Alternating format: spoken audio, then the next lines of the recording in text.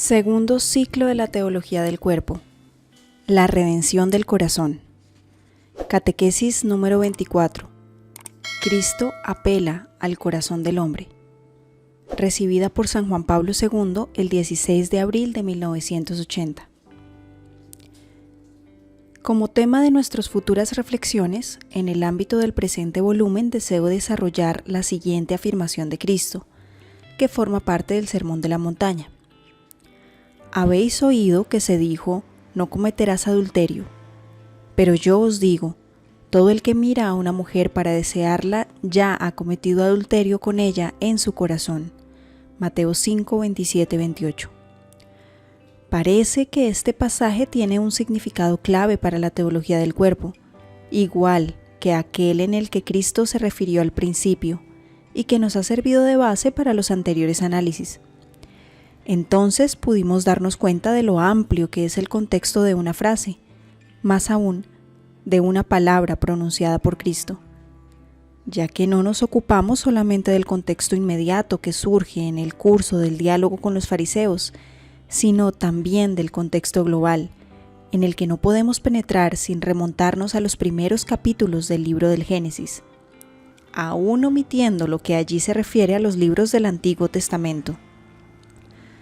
Los análisis precedentes han demostrado la amplitud de contenido que comporta la referencia de Cristo al principio.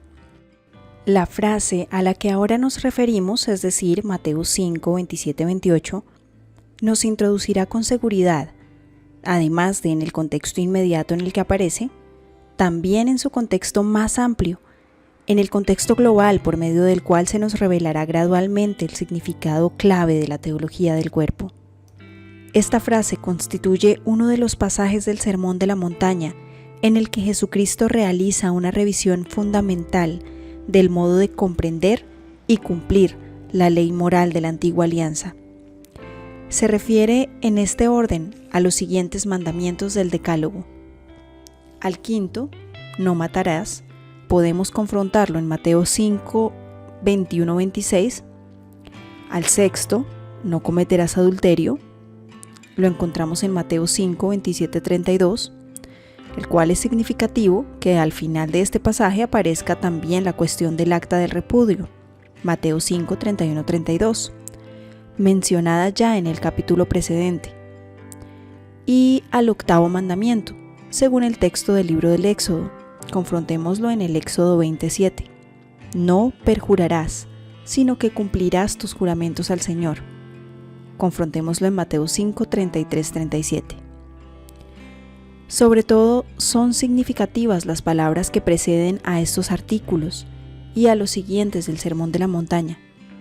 Palabras con las que Jesús declara: no penséis que he venido a abolir la ley o los profetas. No he venido a abolir, sino a dar cumplimiento. Mateo 5, 17.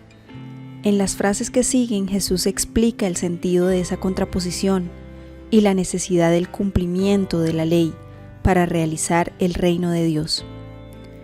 Quien observe estos mandamientos y los enseñe a los hombres será considerado grande en el reino de los cielos. Mateo 5, 19. Reino de los cielos significa reino de Dios en la dimensión escatológica. El cumplimiento de la ley condiciona, de modo fundamental, este reino en la dimensión temporal de la existencia humana. Se trata, no obstante, de un cumplimiento que corresponde plenamente al sentido de la ley, del decálogo, de cada mandamiento. Solamente este cumplimiento construye esa justicia que Dios legislador ha querido.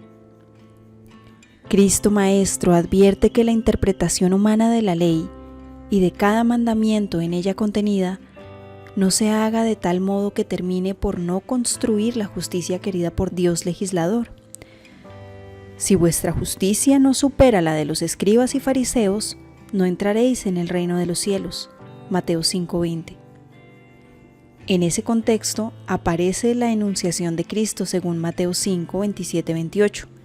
Que pretendemos tomar como base para los presentes análisis, considerándola junto con la otra enunciación de Mateo 19, 3, 9 y Marcos 10, como clave de la teología del cuerpo. Esta, al igual que la otra, tiene carácter explícitamente normativo. Confirma el principio de la moral humana contenida en el mandamiento "no cometerás adulterio", y al mismo tiempo determina una apropiada y plena comprensión de ese principio, es decir, una comprensión de su fundamento y a la vez de las condiciones para su adecuado cumplimiento.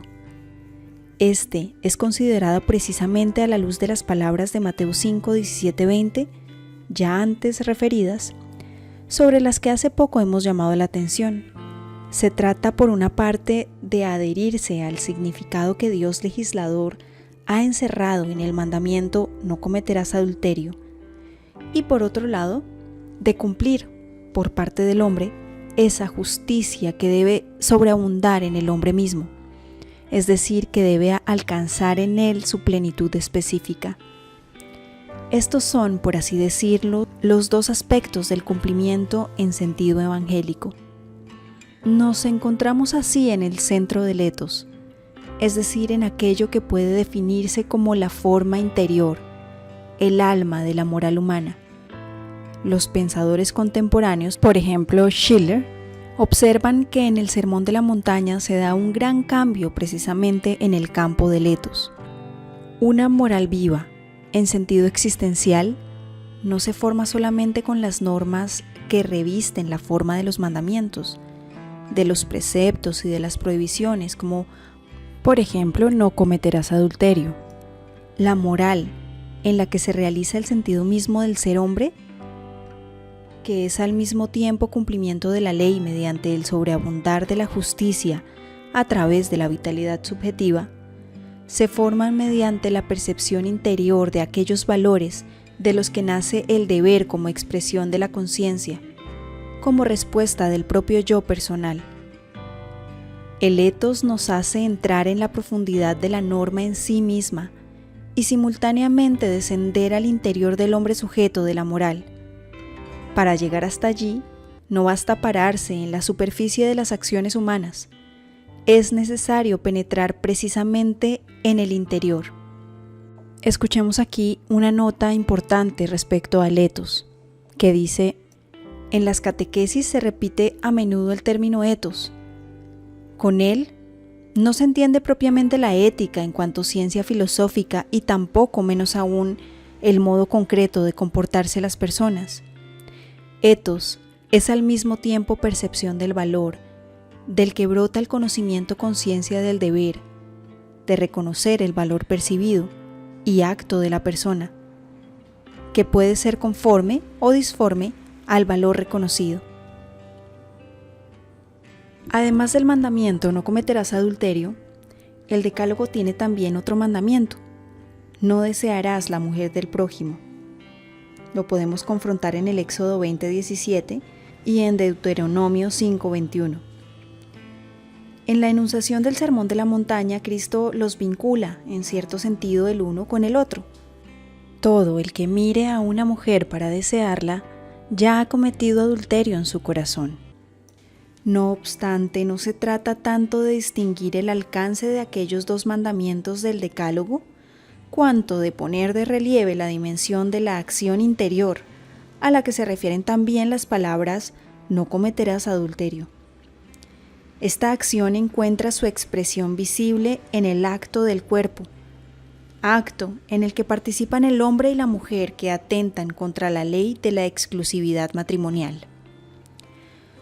La casuística de los libros del Antiguo Testamento, dirigida a investigar lo que, según criterios exteriores, constituía tal acto del cuerpo, y al mismo tiempo orientada a combatir el adulterio, abría a este varias escapatorias legales. Sobre esto, confrontemos lo que sigue en las presentes meditaciones. De este modo, basándonos en múltiples compromisos humanos causados por la dureza del corazón, Mateo 19:8, el sentido del mandamiento querido por el legislador sufría una deformación. Se respetaba la observancia legalista de la fórmula, que no sobreabundaba en la justicia interior de los corazones. Cristo traslada la esencia del problema a otra dimensión cuando dice: todo el que mira a una mujer para desearla ya ha cometido adulterio con ella en su corazón. Según antiguas traducciones, ya la ha hecho adúltera en su corazón, fórmula que parece ser más exacta. Así pues, Cristo apela al hombre interior. Lo hace muchas veces en diversas circunstancias. En este caso, esto es observable de un modo particularmente explícito y elocuente, no solamente por lo que respecta a la configuración del etos evangélico, sino también en lo que se refiere al modo de ver al hombre. No es por lo tanto solo la razón ética, sino también la antropológica, la que aconseja detenerse más tiempo sobre el texto de Mateo 5, 27, 28, el cual contiene las palabras pronunciadas por Cristo en el Sermón de la Montaña. Hasta aquí la catequesis número 24. Cristo apela al corazón del hombre, recibida por San Juan Pablo II el 16 de abril de 1980.